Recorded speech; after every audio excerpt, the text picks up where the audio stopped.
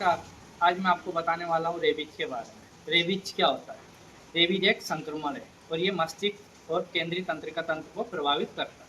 ये एक प्रकार का वायरस होता है जिसे लाइसा वायरस कहा जाता है, जिसमें 2 से 3 माह में रेबीज के लक्षण दिखाई देते हैं। ये कब होता है? ये संक्रमित जानवर के काटने से होता है।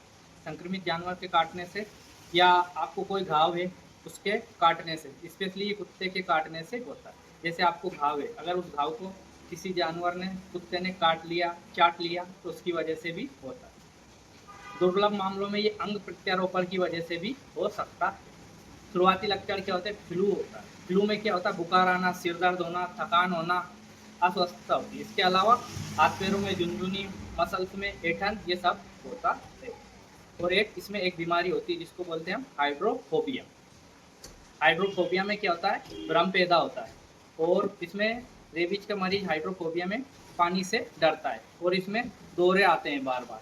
दौरे आने की वजह से क्या होता है कि हमारा तंत्रिका तंत्र प्रभावित हो जाता है, जिसके कारण से मरीज को क्या लकवा हो जाता है। यदि आपको ये सब लक्षण दिखाई देते हैं तो आप तुरंत चिकित्सा की सहायता लेना चाहिए। रेबीज एक घातक बीमारी होती है। इसके लिए टीका और एक इम्यूनोग्लोबुलिन के साथ रोका जा सकता है। कौन कौन से जानवरों के काटने से रेबीज होता है? स्पेशली होता है डॉग बाइट से, और संयुक्त अमेरिका में चमगादड़ की वजह से भी मुख्य स्रोत होता है। लगभग किसी भी स्तनपायी जानवर से रेबीज हो सकता है।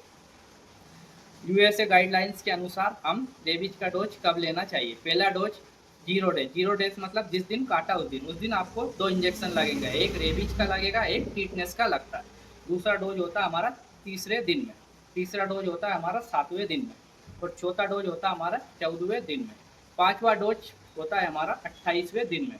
और ये कहाँ पे होता है? ये हमारे इंटरडर्मल भी होता है और इंट्रामस्कुलर डेल्टोइड मसल्स पे लगाया जाता है।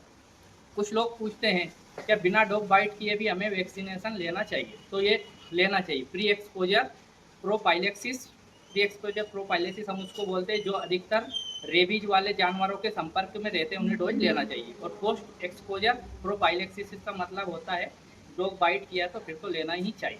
कुछ लोगों का ये भी रहता है कि अगर हमें वैक्सीन लग चुकी है फिर भी हमें डॉग बाइट कर लिया तो हमें वैक्सीनेशन लेना चाहिए या नहीं लेना चाहिए? 3 माह के अंदर आपको दोबारा से कुत्ते ने काट लिया तो आपको वैक्सीनेशन लेने की ज़रूरत नहीं है। अगर 3 माह के बाद कुत्ते ने काटा है तो आपको बिल्कुल वैक्सीनेशन लेना चाहिए। और इसमें 2 डोज लगेंगे, एक 0 डोज लगेगा, एक 3 दिन का डोज लगेगा। धन्यवाद and subscribe and bell icon को प्रेस करना ना भूलें।